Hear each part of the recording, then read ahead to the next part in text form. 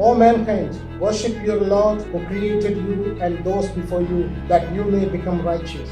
He who made for you the earth a bed and the sky a ceiling, and sent down from the sky rain and brought forth thereby fruits as provision for you.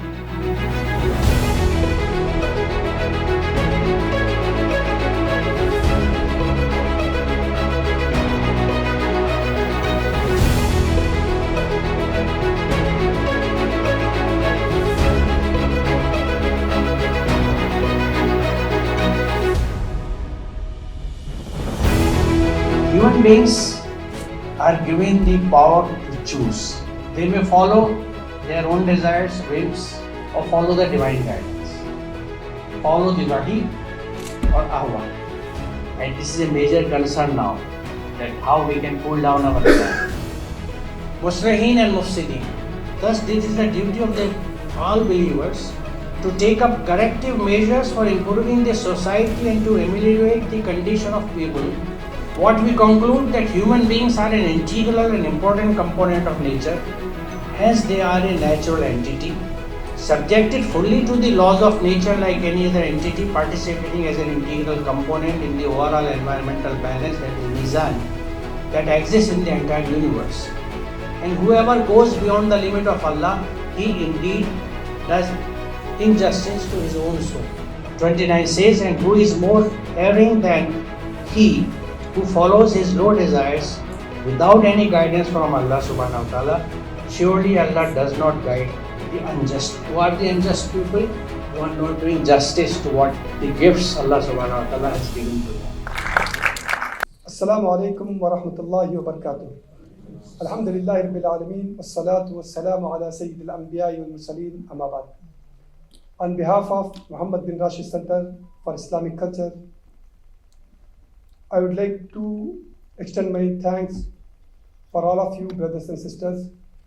Inshallah, this evening we have very important topic conducted by very special guest.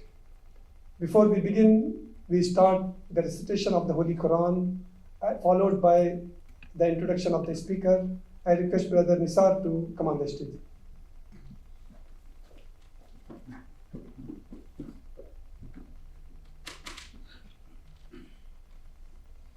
Assalamu alaikum wa rahmatullahi wa barakatuh. A'udhu billahi minash shaitanir rajeem. Bismillahir rahmanir rahim. Ya ayyuhan الناس اعبدوا ربكم الذي خلقكم والذين من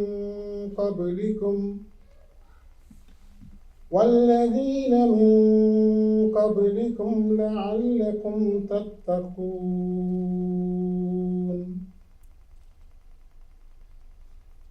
الذي جعل لكم الأرض فراشا والسماء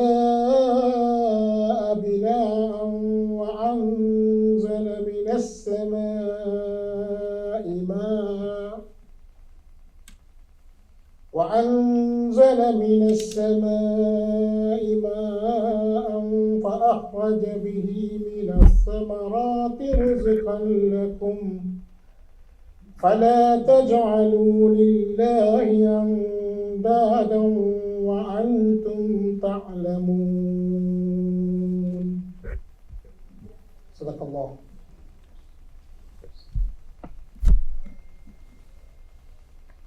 In the name of Allah, the most gracious and the most merciful.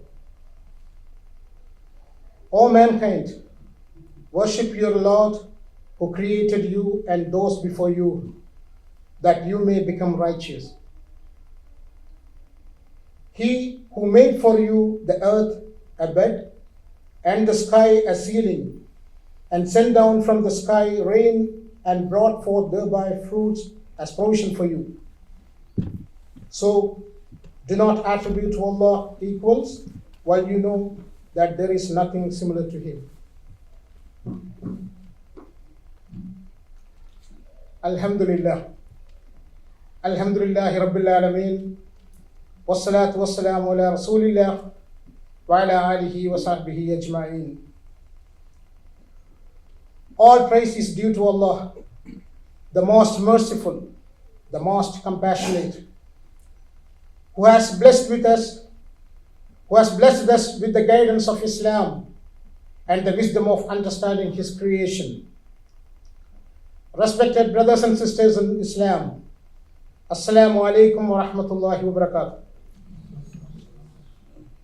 It gives immense pleasure for me and honor to stand before you today in this noble gathering organized by Awqaf. We are here to reflect upon a vital topic, one that connects our faith with our responsibility as stewards of this earth, environment from an Islamic perspective. To enlighten us on this significant subject, we have with us an esteemed scholar and visionary, Dr. Muhammad Aslam Pervaiz. Allow me to share with you a glimpse of his remarkable journey and contributions. Dr. Muhammad Aslam Pervaiz holds a doctorate in plant physiology from prestigious Aligarh Muslim University. He is the former Vice Chancellor of Maulana Azad National Urdu University, a central university in Hyderabad, India. Prior to that, he served as a principal of Zakir Hussain Delhi College, Delhi University. With over 35 years of rich experience in research and teaching, Dr. Pervaiz is a passionate advocate for the interface of Islam, science, and environment. He is a celebrated science communicator, having authored 7 books and written over 350 popular science articles. His recent book, The Scientific Muslim: Understanding Islam in a New Light, has been widely acclaimed and reviewed internationally. Dr. Pervaiz is also the founder and editor of Urdu Science, India's first and only monthly magazine dedicated to popular science and the environment in the Urdu language, running since 1994. Dr. Pervaiz heads the Islamic Foundation for Science and Environment India, a non-profit organization dedicated to spreading scientific and environmental awareness. His efforts particularly focus on educating the general population and students of madrasas. His pioneering contributions include chapters in internationally acclaimed books and encyclopedias published by prestigious institutions. Dr. Pervaiz has been invited to deliver lectures at globally renowned universities, including Harvard, Yale, and Toronto, as well as many other institutions worldwide. He has also been recognized with an international visitorship by the US government to participate in the Environmental Education in US program, and was selected as a South Asian scholar for a dialogue program on religion and society at the University of Louisville, Kentucky, USA. In addition, he contributed as an expert to the development of Muslim 7 Years Action Plan to deal with climate change, a project initiated by Earthmates Dialogue Center, UK, and the Ministry of Awqaf and Islamic Affairs, Kuwait. His work culminated in a final declaration at Istanbul in 2009. Dr. Pervaiz has also presented his research at esteemed international platforms, such as the 5th International Conference on Ecological Theology and Environmental Ethics in Crete, Greece. Brothers and sisters, it's truly a privilege to have such a distinguished personality with us today. His insights on how Islam emphasizes environmental responsibility are bound to enrich our understanding and inspire us to act in alignment with our faith. Let's warmly welcome Dr. Muhammad Aslam Pervaiz to share his wisdom and guide us on this critical topic. وآخر دعوانا الحمد لله رب العالمين. السلام عليكم ورحمة الله وبركاته.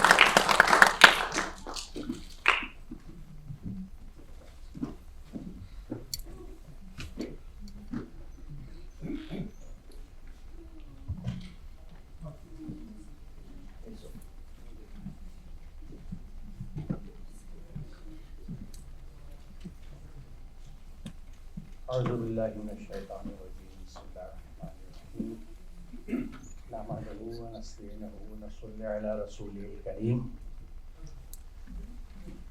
بسم الله الرحمن الرحيم ولا تفسدوا في الأرض بعد إصلاحها ذلكم خير لكم إن كنتم مؤمنين.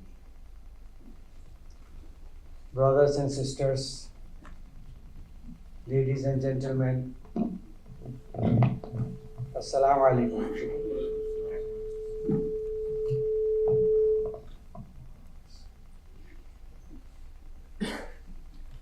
I am thankful to the organizers of Muhammad bin Rashid Center for Islamic Culture, particularly Brother Faiz Abdullah Al-Marzuki and Brother Javed Khatib Sahab, for giving me this opportunity to share with you what I have learned as a student of science and as a student of Quran.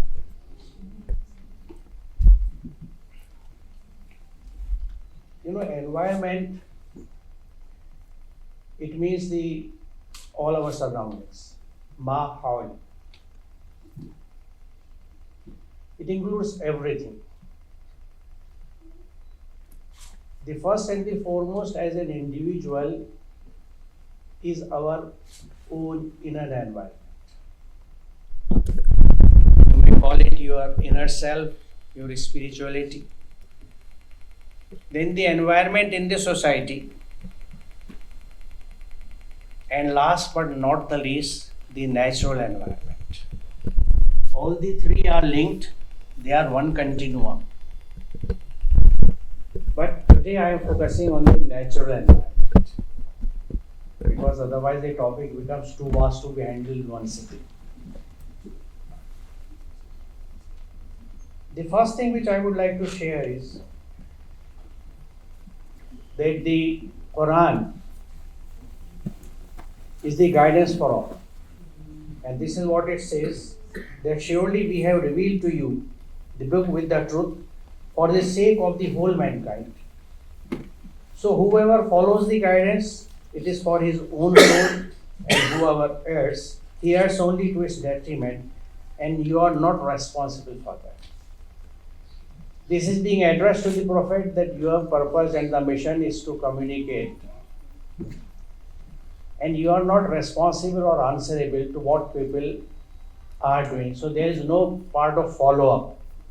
But the most important point which I want to share here is that the book of guidance, which we call as the Quran, is for the entire humanity. It is not a book which is for Muslims, because it comes from the Creator who has created the all universes, Rabbul Alamin, what he said. And he is the nurturer, the fosterer, the Rabb of all the humanity, not only humanity, every creature. Because when we talk about environment, we don't talk of human beings only. They are one of the factors. Everything living, non-living or dead constitutes our environment, and the God, the Creator, is the nurturer of everything. So has this guidance. But why this guidance? Because no such guidance is sent to, say, the plants we see outside, the palm, so prevalent and common here. The reason is that all the creations which the Creator has created, they have programmed in themselves what they are supposed to do.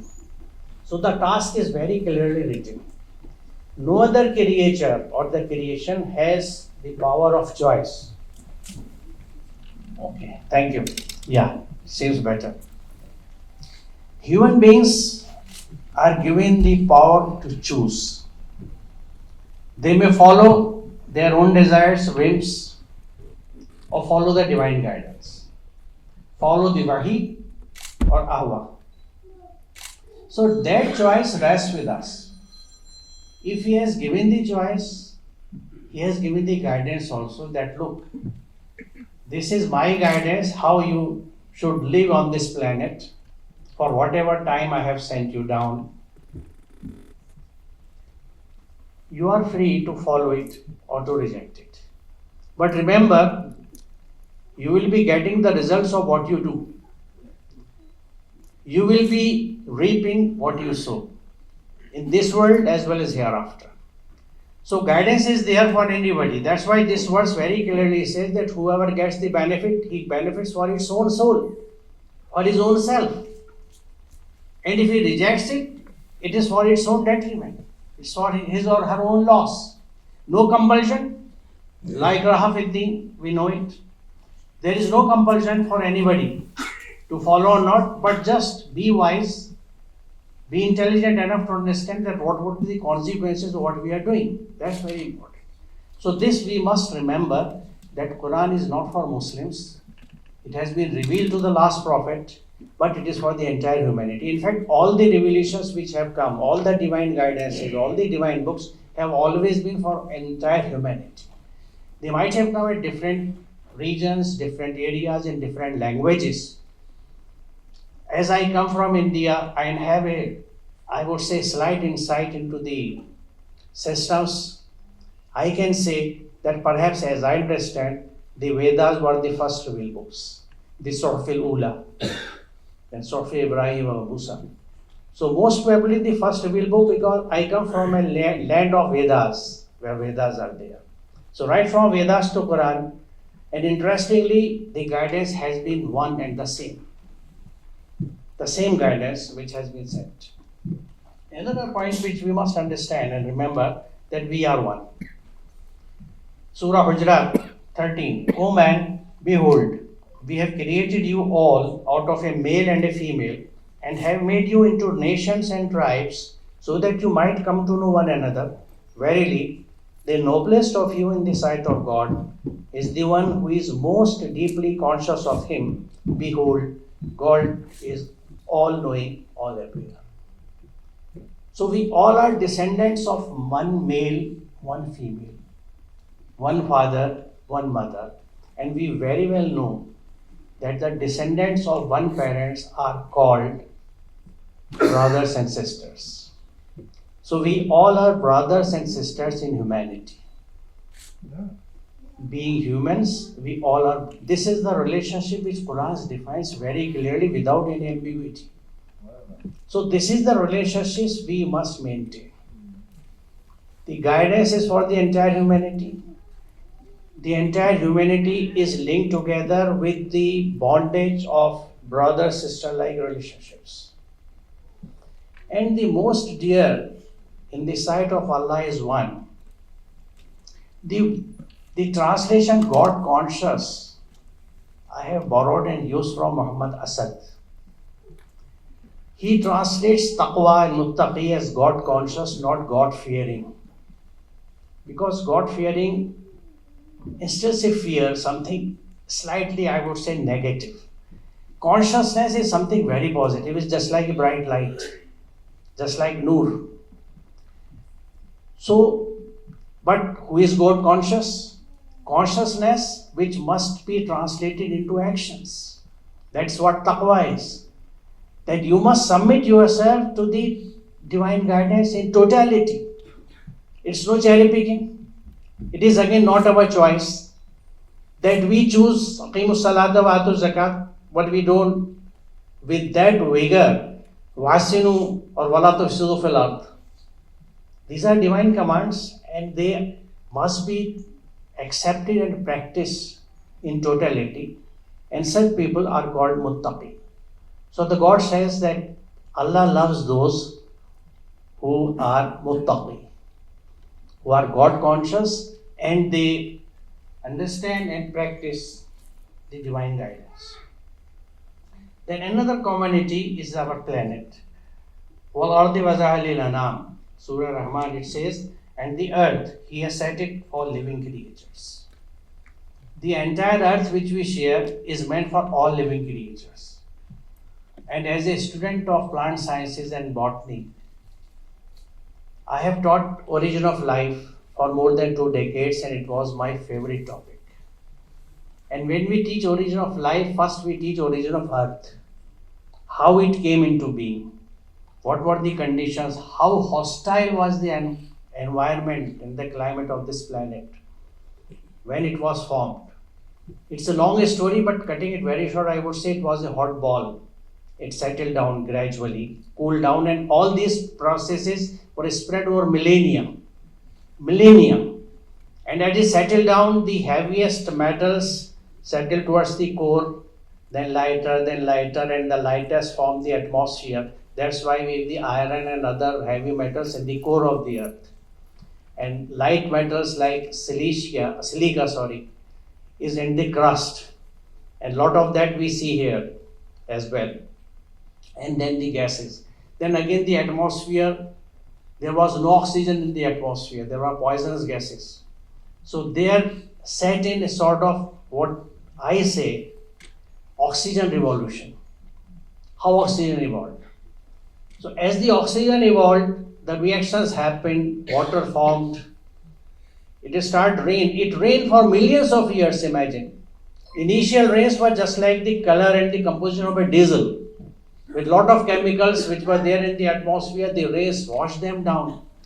All the oceans and water bodies, they were full of these diesel-like chemical substances.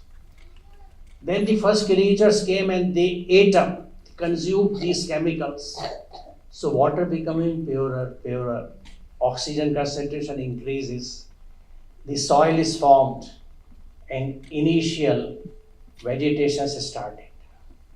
So that was the time when, the God created or made the conducive conditions on this planet before the life originated. Because life is a very tender thing. Though it can withstand a lot of, I would say, climatic and otherwise the challenges, but basically it is weak. So now this verse sums it up very briefly. وَالْأَرْضَ وَضَعَهَا لِلْأَنَامِ. The waza is the main thing. He has set it for them. The earth was set, it was created, it was established, and it was made conducive for the origin of life. So we all share this one single planet. And we share with so many other creatures. This planet is not human-centric. It is life-centric. All life forms share all the resources equally, and there is a verse, I will come to it. I think we will wait for a minute. Isha Salam? Isha Azan. Okay. But I would wait till it is over.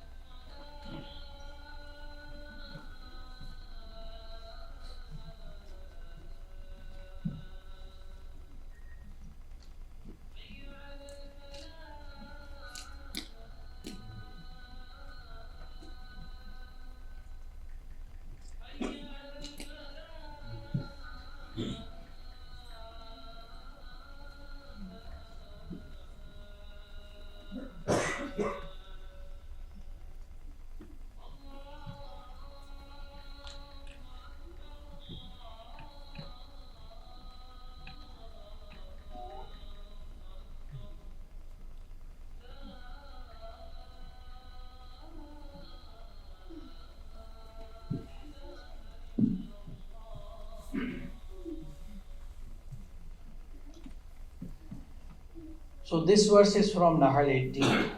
And if you would count Allah's favors, you will not be able to number them.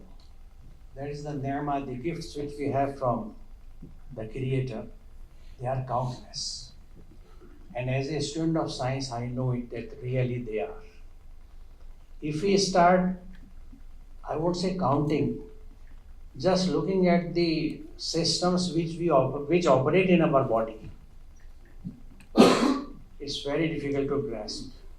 When I am speaking, the coordination between the neuromuscular tissues, the chemicals, the physiology, which is happening while I am speaking, they are in hundreds, run into hundreds. If I'm underestimating, might be in thousands. So these are all the phenomena of the Creator. And these are all the ni'mah. Because if I lose the power to speak, or to speak coherently, that's a great loss. And we run from hospital to hospital to get it corrected. So that's a great ni'mah, a great gift. The list is endless, of course. Now, the role of man on this planet is very important. And he it is who made you successors of this earth. Khalifa, the successors, the vicegerent, the custodian. So, man or we are not the conquerors of nature. We are not the masters of nature, because these two things I have heard in my childhood. The conquerors of nature, the masters of nature. The reality is we are custodians of nature. Because we have been given the intelligence to manipulate things, to do things as we want them. So here we must feel and realize our responsibilities.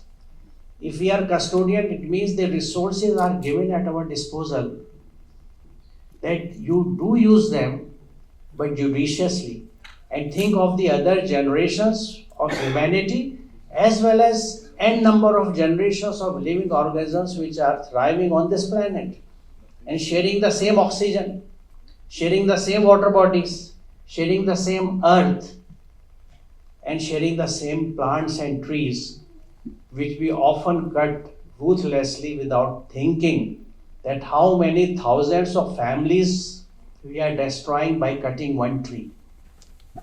Lot of birds, insects, bees, microorganisms, bacteria, viruses, name any living creature, they are linked with that tree, and we didn't know, we just cut it because for aesthetics, it was an eyesore in between. Let's remove it.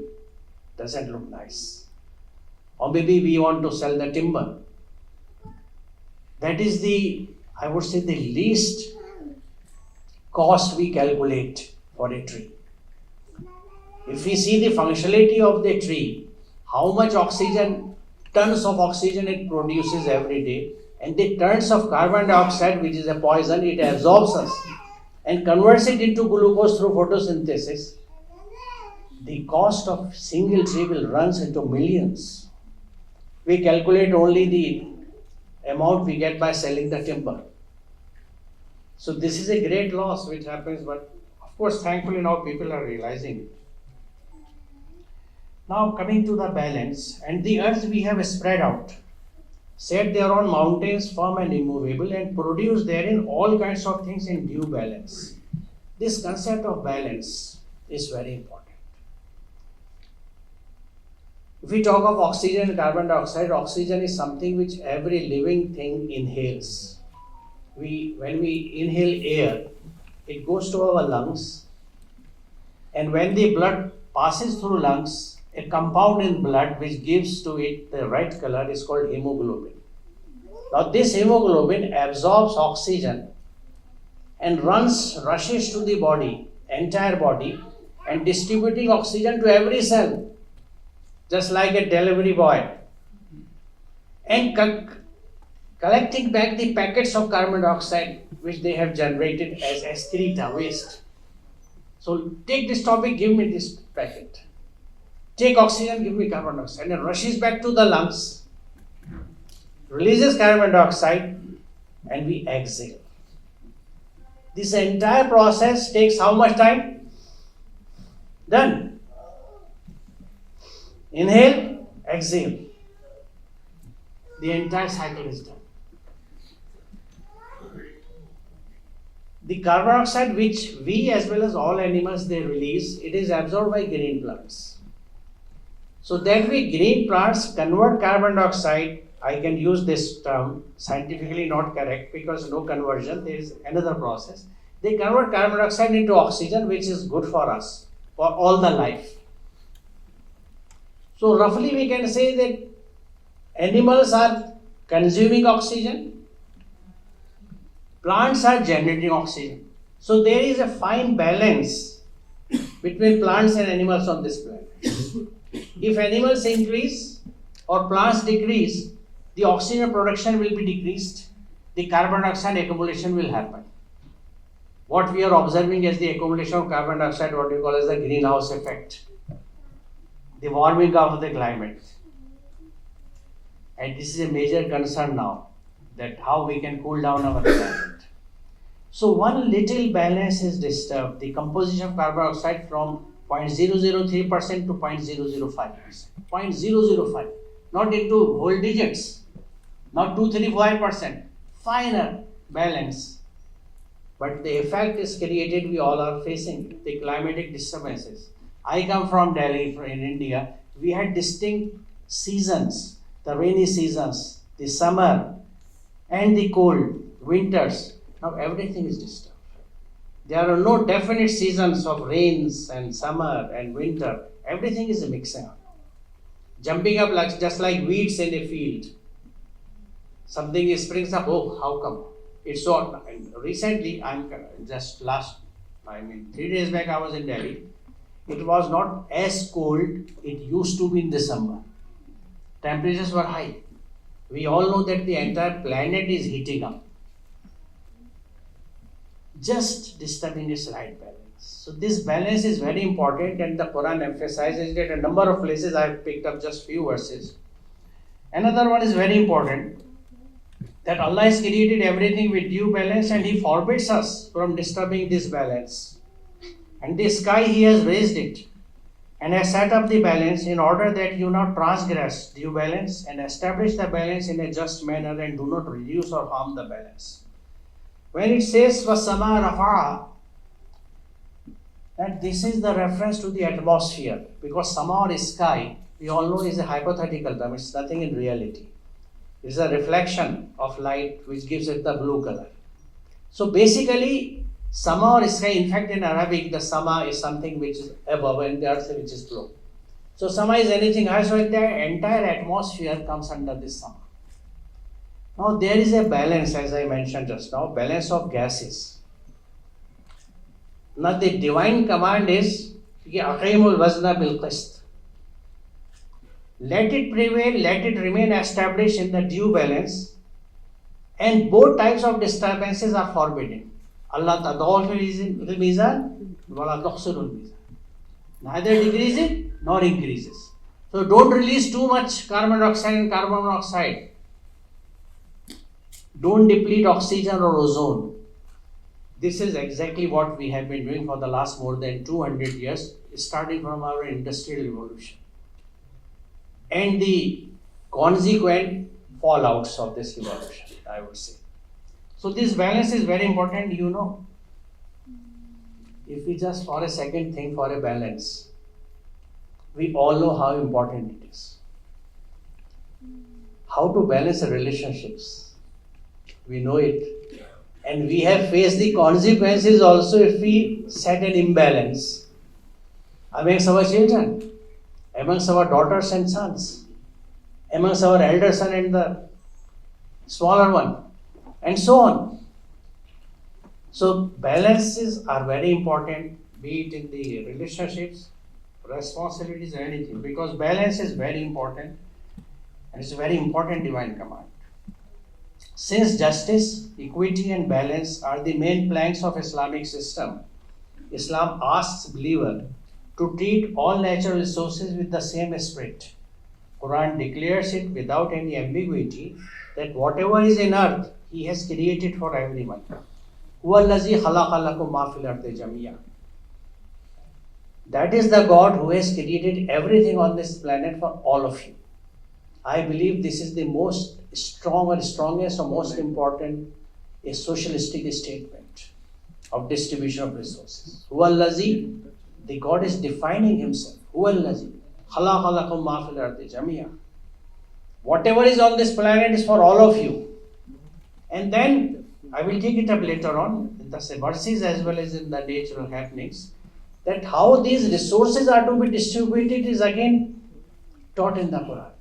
How to distribute these resources. These commands of Allah about resource sharing are also found operating in nature. The process of photosynthesis occurring in a tree may be taken here as a relevant ayah. The word ayah is the sign, S-I-G-N. Now why I am referring to it as an ayah? Because the Quran itself says that all the creations in nature as well as the phenomena, they are ayah of Allah subhanahu wa ta'ala. Surah Al Imran 190 and 191 if you check. He says it, the alternation of day and night. And all the creations which are there in the universe, they are the ayah of Allah subhanahu wa ta'ala. They are the signs. And intelligent are those people who day and night, resting on their backs, on their sides, they think about the creations of skies and the earth. This is 191, Al Imran 191. And there are a number of other places which Quran tells us there are two types of signs or verses of ayah. One written in the Quran, another displayed in the creations. This is the word of God, that is the work of God.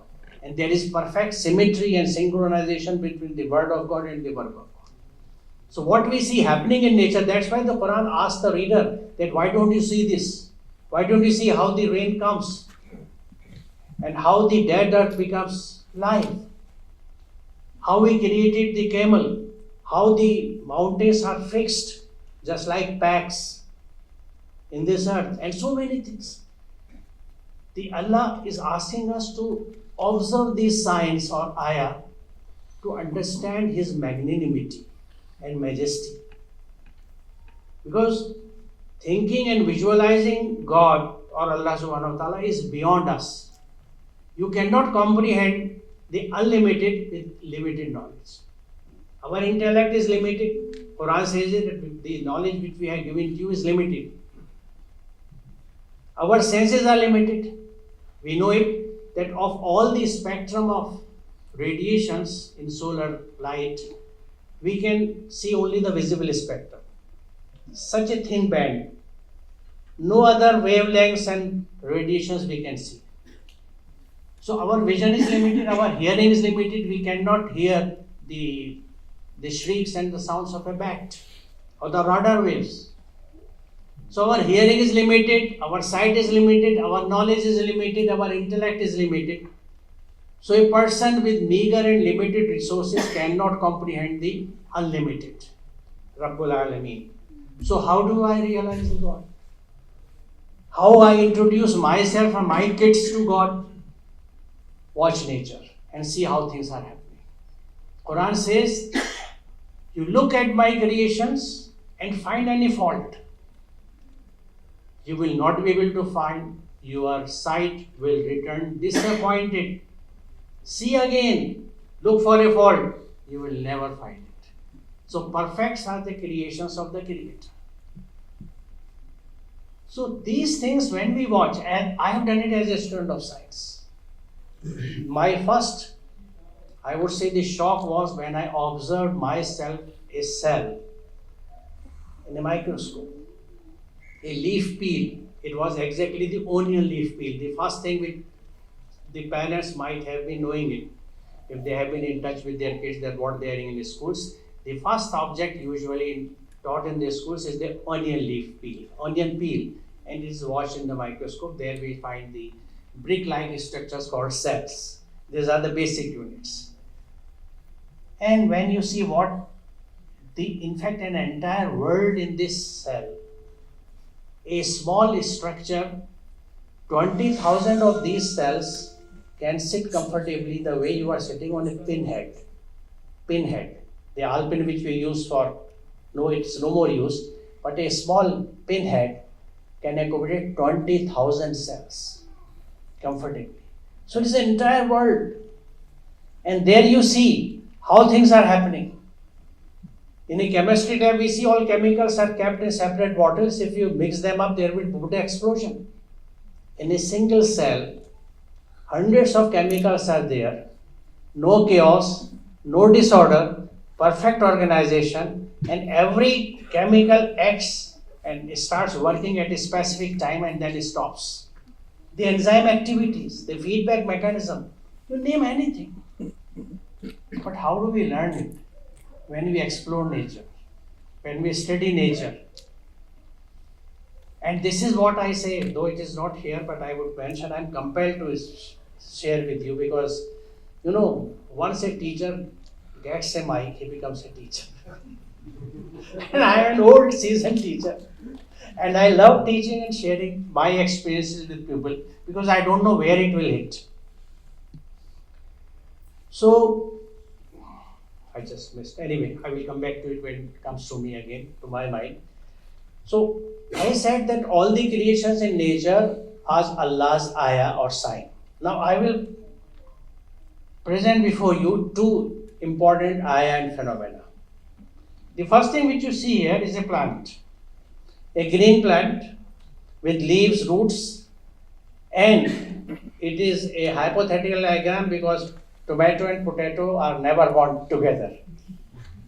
But it shows the storage of food in the roots through potato and other vegetables and tomato over there. This is a glass. I have photographed it and this water I have added. It tells us something. If you take dry, and you can do it yourself, dry soil in a glass and add water to a corner through a dropper or wash bottle. The soil which gets water doesn't hold it. It spreads it uniformly throughout the entire body of soil. Remember it, I will come back to it again. In plants, what happens, as I mentioned, that these green leaves, they are green because they have chlorophyll. Chlorophyll is a substance which prepares glucose, simply speaking, by combining carbon dioxide and water. The same carbon dioxide which we exhale, all animals exhale, this is the animal excreta. So they combine this carbon dioxide with water and make glucose, and this glucose is synthesized in all green parts, particularly leaves and all other green, say, branches and anything. But the roots which are underneath the soil, they don't have green color, hence they do not prepare the sugar. Now the leaves, they have all the enzymes and really they work hard and burn their body to prepare sugar. This is their earning of their hard work. But what they do with the sugar? They put it in a fixed deposit or invest it intelligently somewhere? No, they immediately transport it to those parts which do not have sugar, to the roots, to the branches. This is the distribution of resources in nature. And it is controlled by one universal law, the law of diffusion. Everything moves from a region of high concentration to a region of low concentration. From a region of high free energy to a region of low free energy. It operates everywhere in nature. The gas exchange in our lungs, which I just mentioned, is based on law of diffusion. If this diffusion stops, the entire life will stop on this planet. And what is the basis of this law of diffusion? Things are distributed as per the need, N-E-E-D, need, not as per the greed, G-R-E-E-D. So this is what nature teaches us. He tells us that whatever is on this planet is for all of us, for all of you. How to utilize it? See my ayahs, how they work in nature. Because they don't have enoughs, they don't have desires to accumulate and acquire. Oh, at least 3-4 generations must lead a lavish life on whatever I have accumulated. And what Quran asks us to accumulate? The Quran itself. huwa khayrun lakum mimma yajma'un. Whatever you accumulate, assimilate, the Quran is the best thing to be assimilated. The best of the things to be assimilated, to be incorporated, to be earned, to be internalized is the Quran itself. What it teaches us, what type of person it makes us. So here we see diffusion in operation, distribution of sugar. And there we see the distribution again, the water. Water is crucial for life. A dry soil, once it gets water, it gets the greenery. But so precious water, the soil particles are not holding. They distribute it in their entire body, and when it accumulates, you will see it accumulates on the entire surface of the glass. So this is the distribution of resources which is occurring in nature. It teaches us a lot. Now, equitable distribution of resources, as I just mentioned here, to facilitate the distribution and so ensure the availability of resources, Islam has established the institution of zakah, which in essence means development fund for the needy. These are the references of the Quran where the importance of zakah is mentioned. Then judicious use is another important thing, that Islam does not approve of a lavish or unjust consumption of resources, wasteful attitude and extravagance. Al-An'am 141, and do not act extravagantly. Surely he does not love the extravagant. Innahu la yuhibbul musrifin. La yuhibbul musrifin. And whom he loves, wahsinu. Inna Allah yuhibbul muhsin. That's the beauty. Then the second verse says that eat and drink and be not extravagant. Surely he does not love the extravagant. Islam likes israf or extravagance to fasad. Fasad means chaos, disorder and mischief in society, and declares extravagant as corrupters of society and spoilers of social order and harmony. It forbids people to follow such people or systems. The Al-Shura 151 and 152, and do not obey the bidding of the extravagant who make mischief in the land and do not act aright. Now fasad I have explained a bit. It will come later. The pollution is imbalance. We have talked the significance of balance. When the balance is disturbed, we call it pollution, the imbalance. Whenever any imbalance occurs in nature, it results in chaos or disorder. Our current problems of pollution and ozone depletion are very relevant examples. The Quran says in Surah Rum 41, corruption has appeared. In fact, the fasad has appeared in the land. I prefer to use the word fasad, Zahra al-fasad fil barri wal bahr, because corruption is not the correct translation. Corruption has appeared in the land and the sea on account of that which man's hand have done, that he may make them taste a part of that which they have done, so that they may return. So these pollutions and everything, the chaos which is happening is a warning, so that we may return. Return to what? Return to establish the balance. Aqimul wazna bil qist. Wala tuqsilul mizan. So these are things to be learned, which we are trying through this. This was perhaps COP29, which happened, concluded recently. So we are making our efforts and beats whatever we can. But things are very difficult, we all know it. Now this is the word fasad. The root word is in dal or FSD.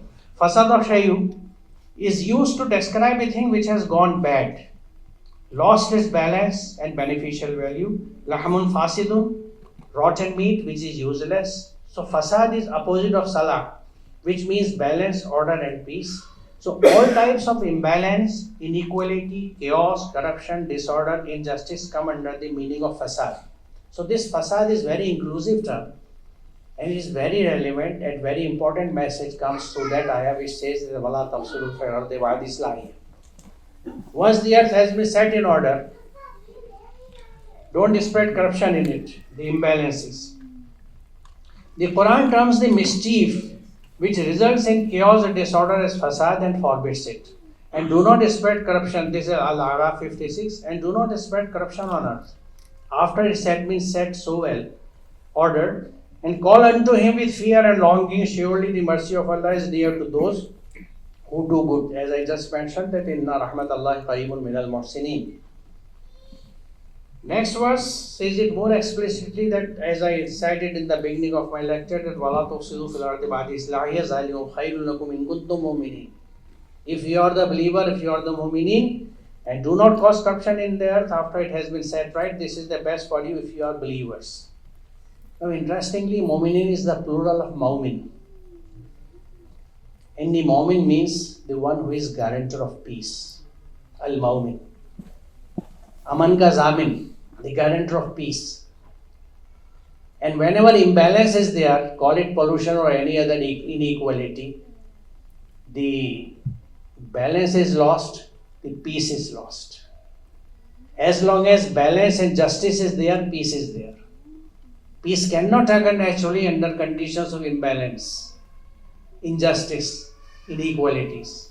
That's why what we find in nature, everything, there are a number of examples. When we study chemistry, there is, balance equations. How many carbons this side, how many carbons that side, how many hydrogen this side, how many hydrogen this side.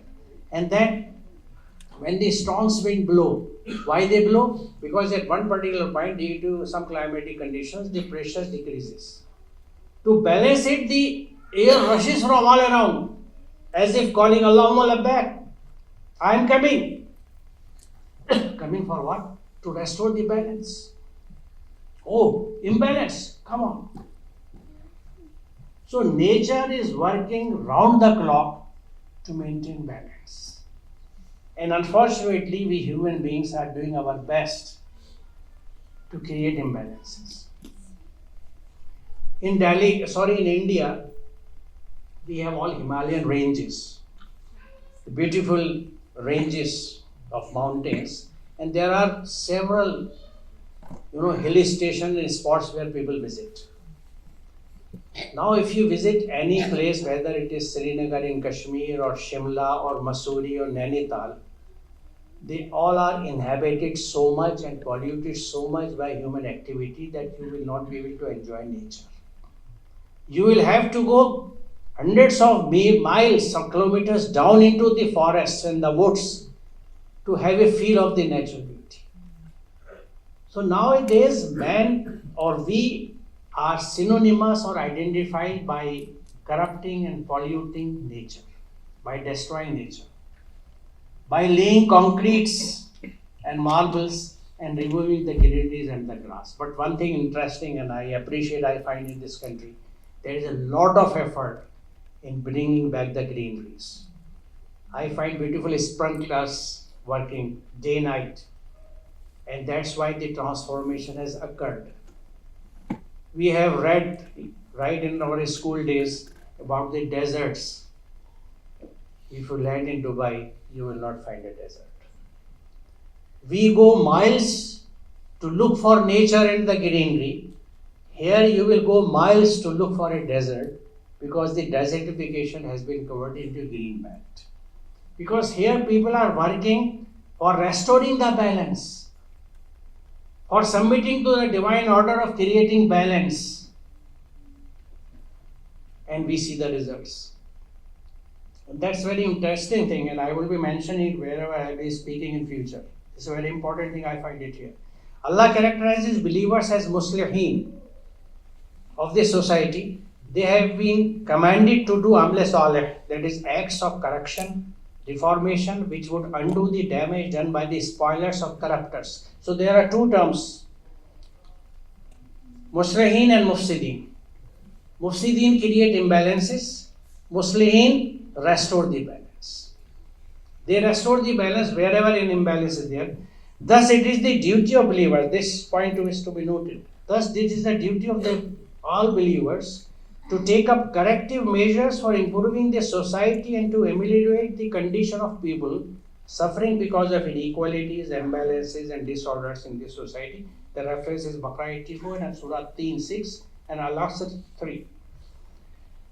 What we conclude, that human beings are an integral and important component of nature, hence they are a natural entity, subjected fully to the laws of nature like any other entity, participating as an integral component in the overall environmental balance, that is Mizan, that exists in the entire universe.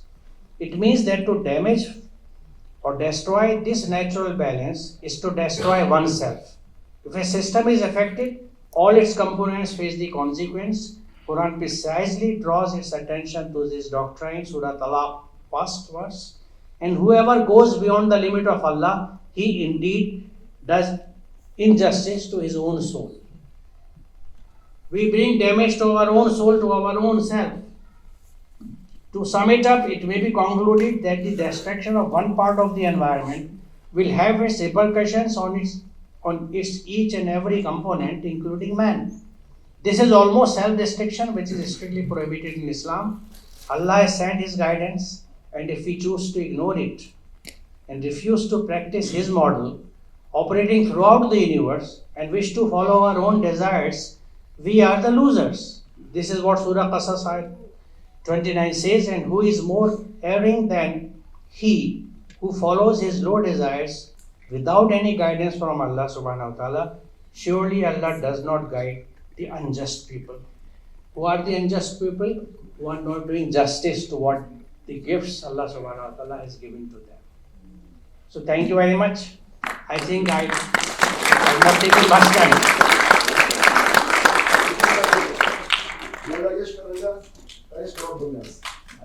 Assalamu alaikum wa rahmatullahi wa barakatuh. Brother and sister, Dr. Muhammad, thank you for the good knowledge. And thank you for the energy for our body. And even the that, thank you for the oxygen for our body. And thank you for you guys. Mr. Jawid, thank you for you. Also for your team. Jazakumullah khair. Thank you for being a wonderful host. Thank you. If you have any questions, you can. Yeah, but please, anyone that don't understand English, we can give it in the 5 minutes, brief, in the conclusion. In Urdu. All? Sure? Yes. Raise the hand. Thank you. Thank you.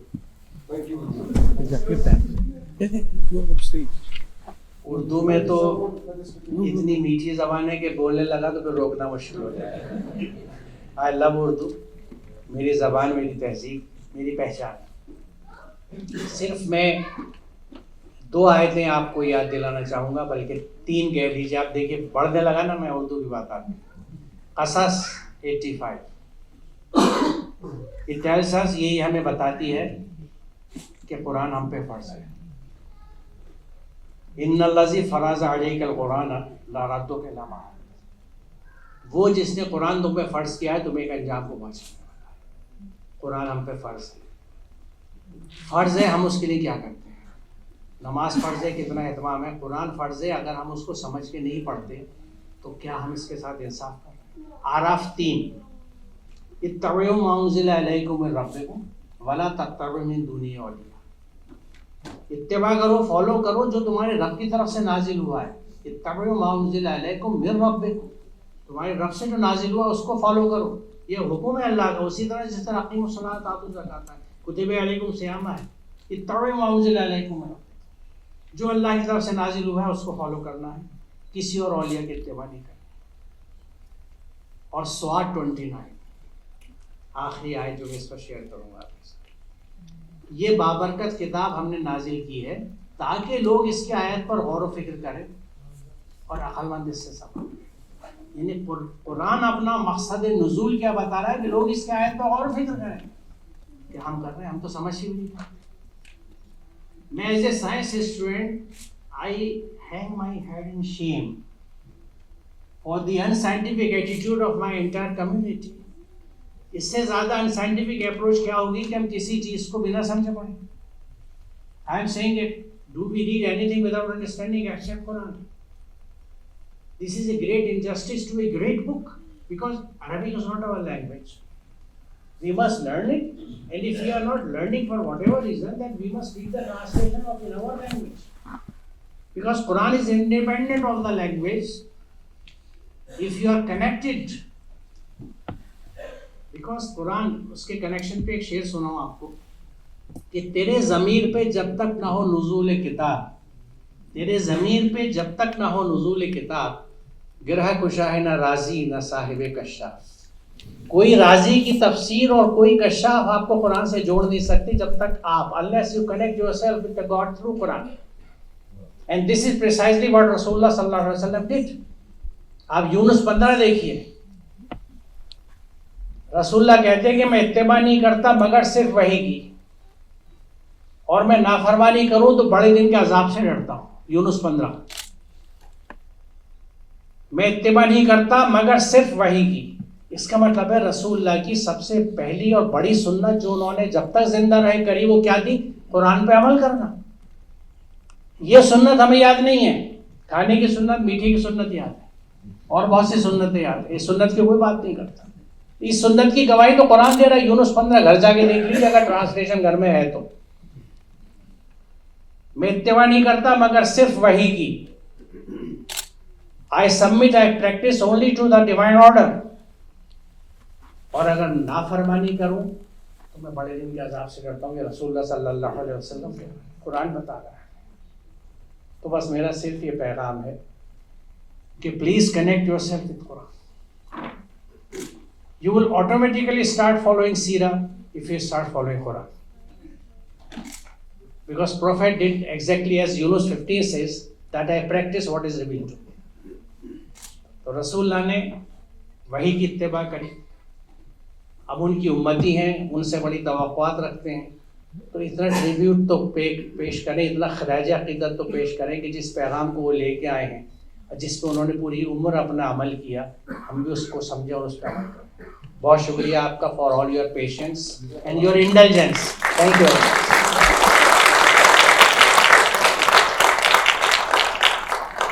We'll take 3 questions, inshallah ta'ala. It has to be related to the topic. Please. Go ahead.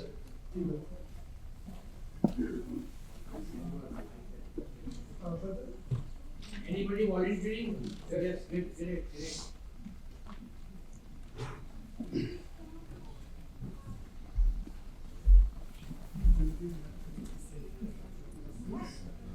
Assalamu alaikum, Javed Saab. My question is regarding Surah Namal, Ayat 75. I have heard from you only one of your lectures in that you have told that Oma min, just I will read that ayah, Oma min ghaibin fis samai wal ardi illa fi kitabin mubin. So, like what you said, the science, everything, science, socialism, politics, what all there in our life in this world, everything I have included in this Quran. This is what Allah has told. Taking this guidance, I have told to many about this. They told no, they are not talking about this book, they are talking about the Rahul Mahfuz, because Allah is talking about the Mahfuz. Not in this Quran, Allah does not include everything, and you need some other book to follow it. Can you put light onto it, please? When it says Tibyana likulli shay, what does it mean? This is a narration of everything, and clear narration, bayan. I think it ends the matter. One verse is enough. Don't look for more. It all depends what you believe. ये अकल बड़ी शातिर है, हर चीज़ का जवाब ढूंढ लेती है। जो आप भी गलत टेढ़ा करना चाहेंगे ना, अकल उसका जवाब देगी। इसलिए अकल जो है वो हमेशा हिदायत की रोशनी में चले। कुरान जो उलिल अलबाब की बात करता है, आपने सुना होगा, हम तर्जुमा कर देते हैं फॉर इंटेलेक्ट। अलबाब इज प्लूरल ऑफ लब्बुन। Okay. Ulil albab is a terminology which is used in the Quran for people of intelligence. Now, albab is plural of lubbun, and lubbun is the intelligence which does not have any impurity or impurity of emotions, not integration of emotions, because most of our decisions are covered and controlled by emotions. The Quran does not recognize that type of intelligence. It recognizes the intelligence which operates under the divine guidance. वही की रोशनी में चलने वाली अक्ल वाले लोग लुब्बन वाले हैं, उलुल अलबाब हैं. These are the people. तो जो अक्लमंद लोग होते हैं वो कभी भी जज्बात में नहीं चलते.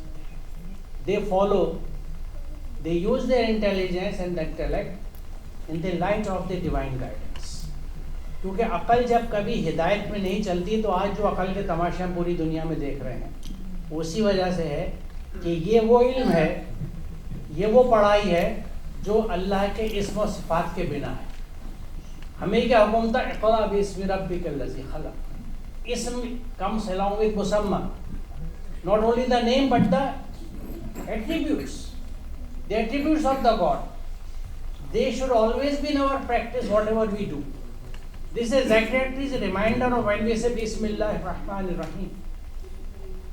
With the not only the name but the attributes. So be warned. Whatever you are doing, is it according to the attributes of your Creator or not? So it's a self-check system, but it has become merely ritualistic. Bismillahir-Rahmanir-Rahim. Shukr Alhamdulillah. So that's how we have trivialized things. It's not fair. It's not fair. Thank you. Assalamu alaikum. Thank you, Dr. Pervaiz. Yes, sir. Thanks for a wonderful talk. My question, please don't take it politically. I just wanted to relate to the subject. Actually, there is a beef ban in India where there is a fallout. Basically, there are repercussions for the nature as well. Since the time we have stopped, consuming or even, there's been, I don't want to say that, from political.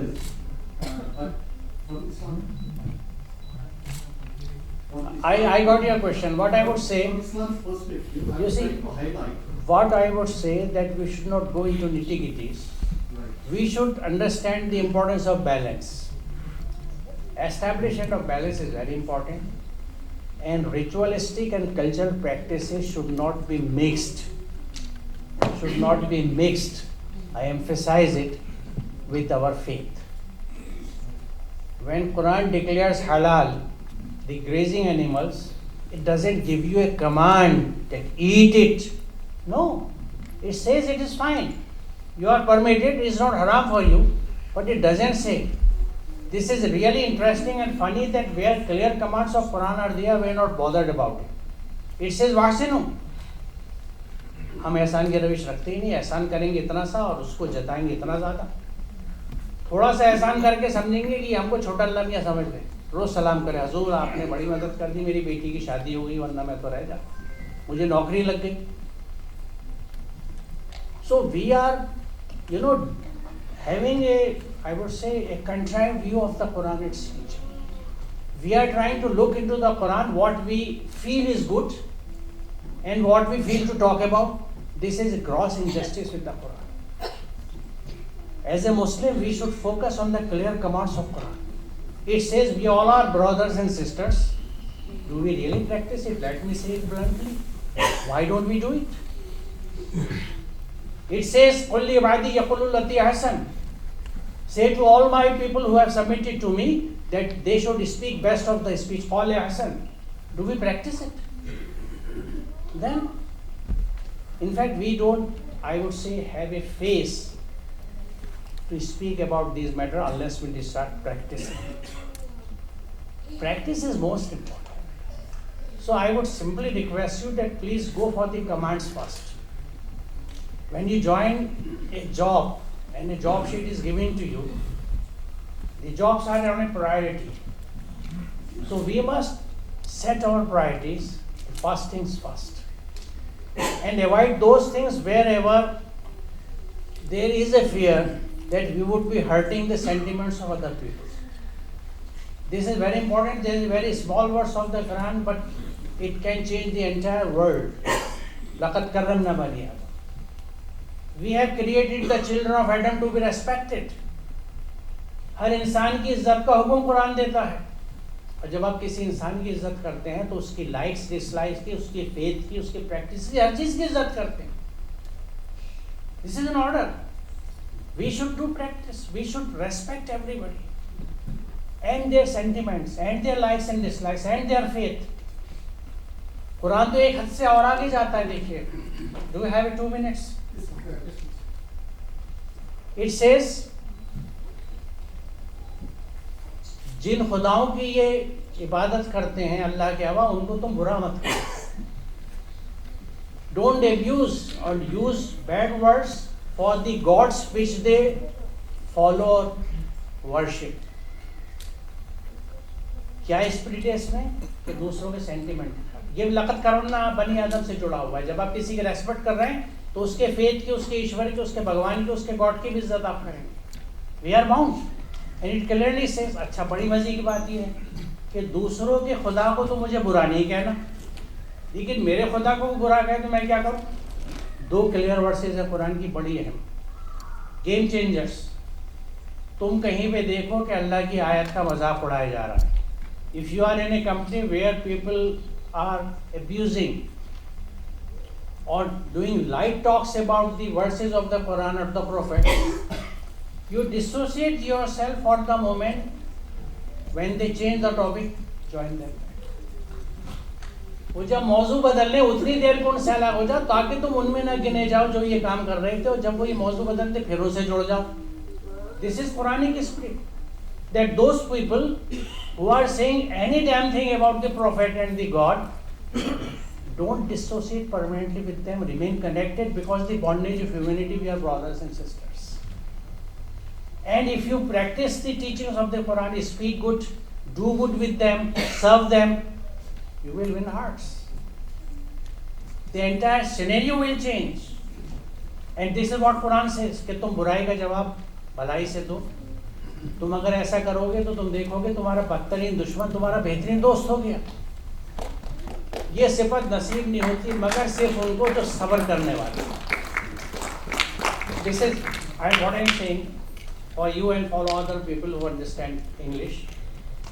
That Quran asks us that don't retort, don't react, and do good in response to bad people are doing to you, either in action or verbally.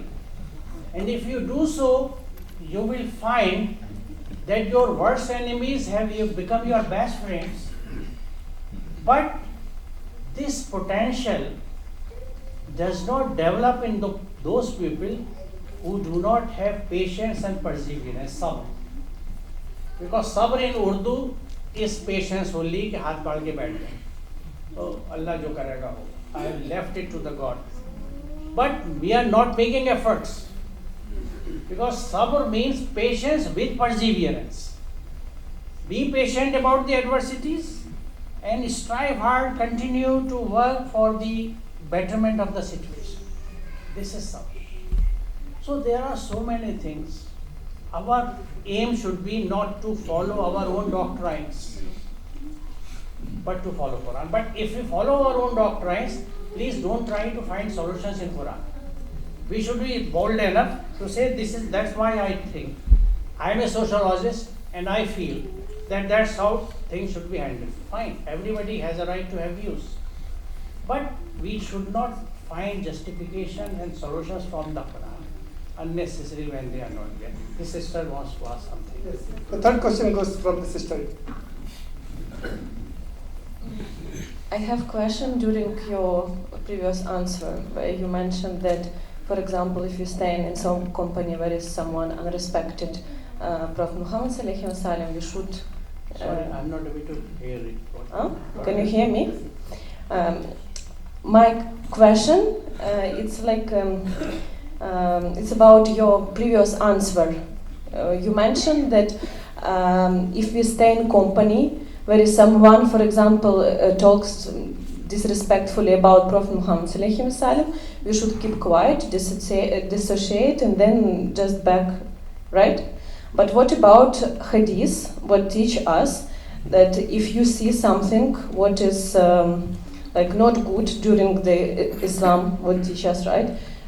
First, we should the best action as a mu'min, we should stop it. If we cannot stop it by hands, we should stop it by tongue. If we cannot stop it by tongue, at least be disagreed in heart. And this is the like latest showing of Iman. So what about, yes, Quran teach us, but Hadith and Sunnah also teach us, right? Got your question. Yeah. You see, when Quran teaches us that you dissociate yourself, it means we remain associated. But when we remain associated, what next to be done? This particular hadith tells us that do good wherever you can do with your hands. And what good? As the Quran teaches us. Instead of insulting or damaging them, serve them. Be good human being with them. Through actions, through your speech, through your behaviors. Because it teaches us how, either with hands or with, as you said, through speech or anything, but as per the guidance of the Quran, this is what Prophet did. So what I would say, that we should take things in totality, not in isolation. If you read this hadith along with the Quran and its messages, I feel that the message would be clear. But it should be a personal effort. Because this is what Quran asks, as I said, Surah 29, that we all individually must ponder upon the verses and draw the conclusions and then act accordingly. Thank you. एक और सवाल है शायद it may be the last question. Okay. Last question.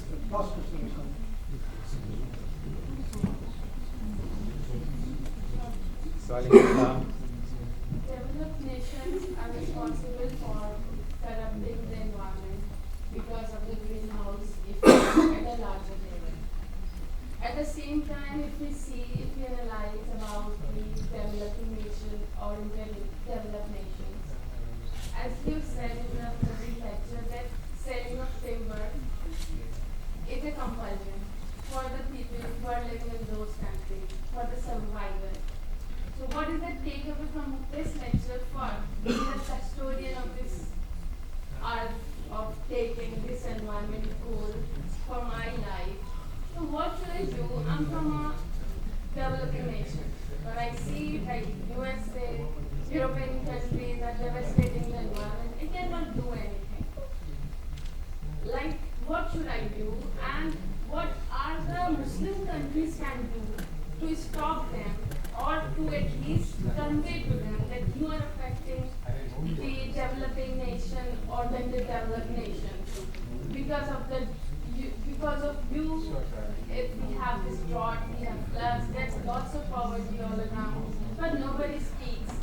They talk about these sustainable development goals, but they are not doing anything. They are just cleaning their own cities, their own states, but affecting the other nations. Being a custodian, being a student of Quran, what should I do and what we should do? We should make an alliance of all the Muslim nations toward these sustainable development goals. We should make, and we should make UAE is developing, as you said, that working towards the real goal of the Quran. So unitedly we can make a forum to upgrade the environment, and we can show through our hand that instead of just going through the words or memorandum, we can work together. Thank you. The best thing each individual can do is to light up a candle of your part, to dispel the darkness. Try to green up as much as possible around your surroundings. If you have a barren land, grow some plants, some grasses. If you don't have land at your disposal, have some pots. Grow as much greenery you can. Lead, and this is very important and challenging, lead a frugal life. Frugal life without much extravagance, exhibitionism, showing off things. Look, I have arrived. Grand functions, save money, use it to protect nature.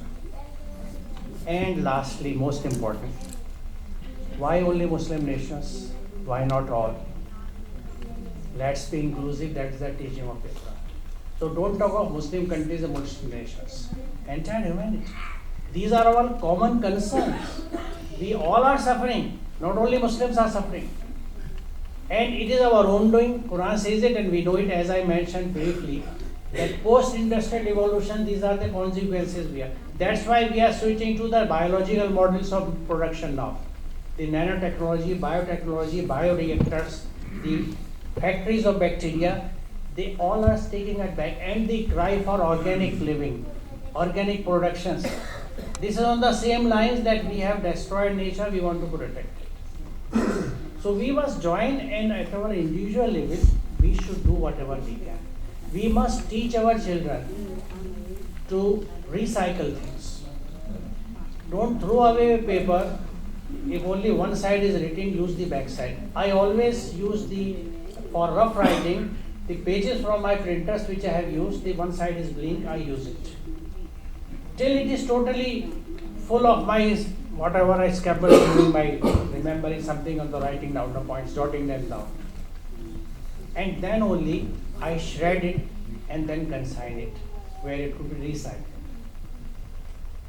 So conserve resources, help people, this is all what we can do. Because individuals make the society, society makes the nations and the countries.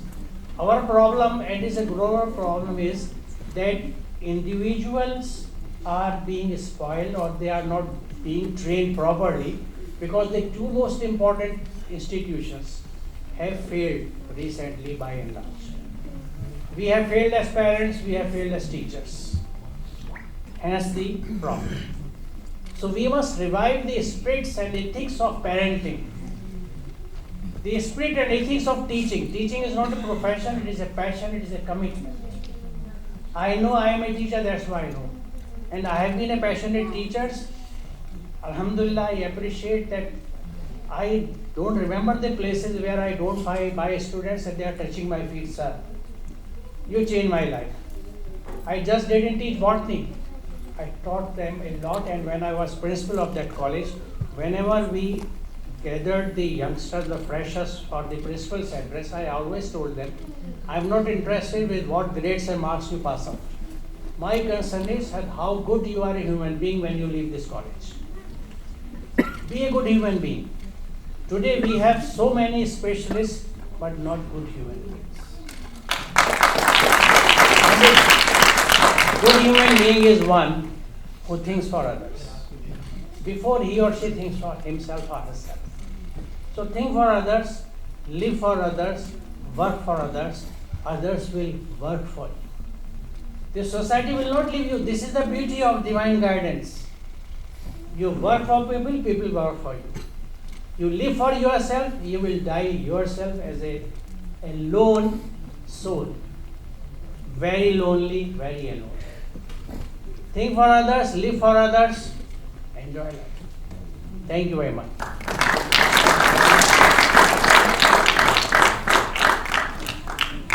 With a very beautiful note, I would like to thank Dr. Muhammad Pervaiz, Aslam Pervaiz Sahib. We have 3 to 4 questions from our side. Those who know the answer, please raise their hand. The first question goes, name the Sahabi, the companions of the Prophet Muhammad sallallahu alaihi wasallam, who has been asked to plant 100 palm trees to win his slavery. Raise your hands. And Prophet Muhammad sallallahu alaihi wasallam helped him in planting these 100 trees, and he got. Yes. Correct answer. Salman al-Farsi is correct answer. Come on.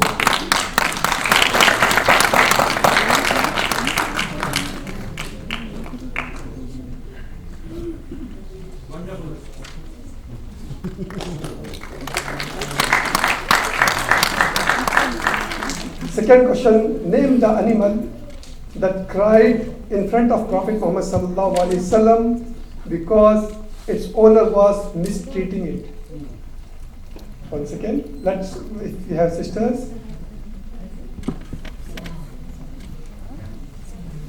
Yes, camel is correct answer. Yes. Come on.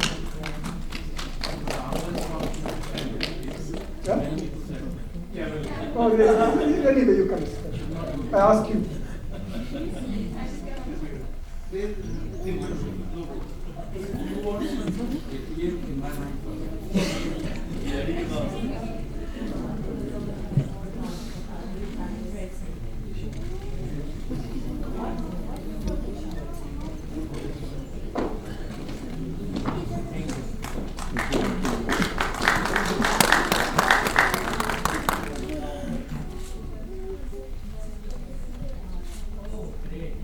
Because I can see a teacher in you. That's why. Thank you.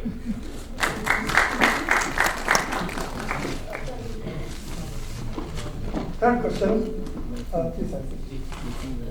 Name the 2 chapters of the Holy Quran that will come on the day of judgment as clouds to shade the person who is reciting those chapters. We'll have. Yes, brother. Yes, you're there. Surah Al-Baqarah or Imran. Yes, please come.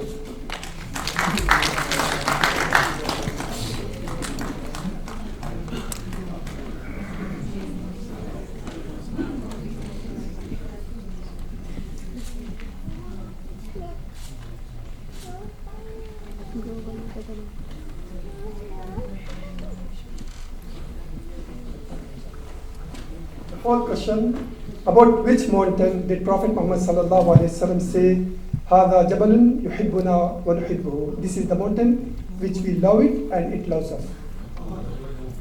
Yes. Start with the answer. Mount Ohad. Mount Ohad is correct.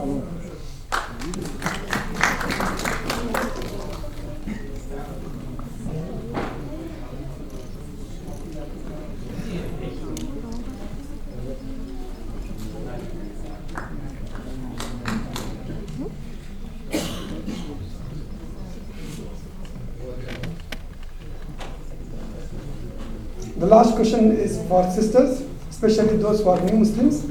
What is the meaning of the word Zamzam? Can you answer, sister? New Muslims only. Zamzam. What is the meaning of Zamzam? Yes. Stop. Please come.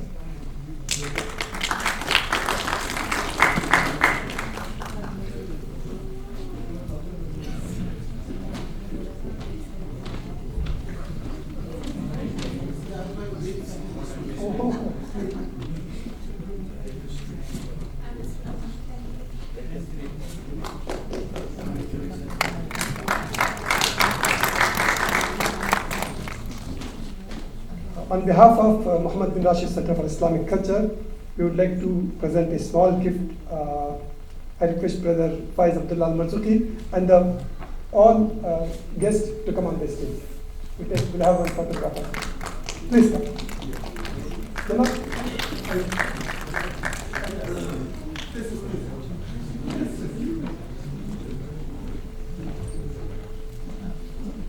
Those who want to join, please come.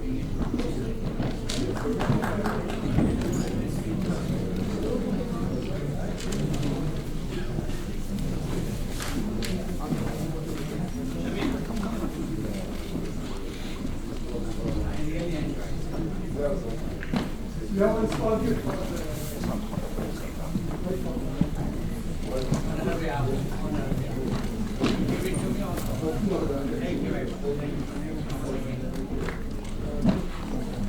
or some can stand. Okay? Or you can put this.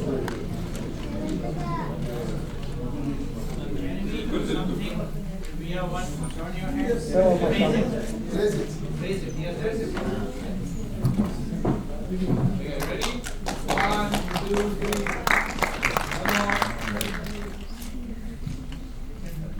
Perfect. Thank you. Thank you very much. May I request Sister Wafa Khasmiya to come on the stage to conclude the Yeah, please.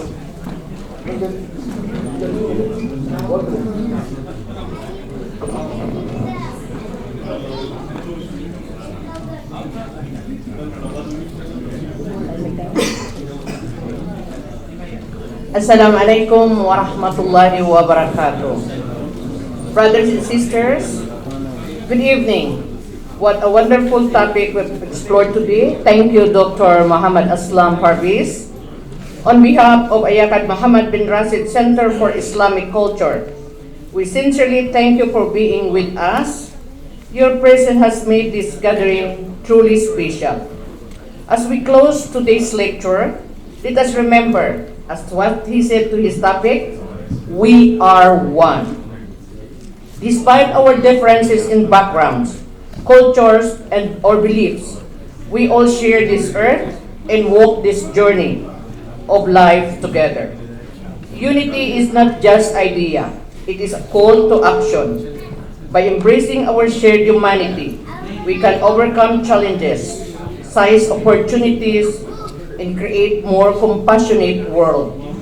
Let us stand together, not as individuals separated by borders, but as a collective force united our common values and shared vision for a brighter, better future. Together we are stronger, and together we are unstoppable. Thank you for being with us tonight, and may Allah subhanahu wa ta'ala protect you, guide you in your way home tonight. Thank you so much.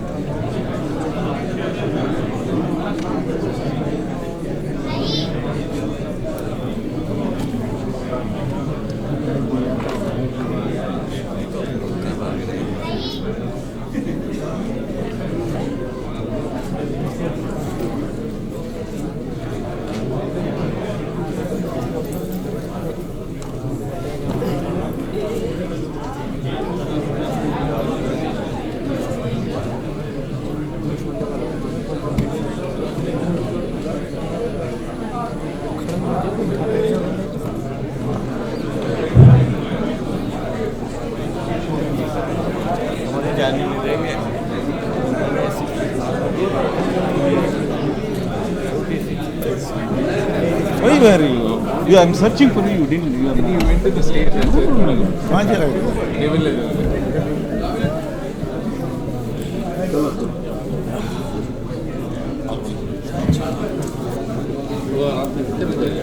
दूसरे दिन निकल गया दूसरे दिन निकल दिए ना वो हमारी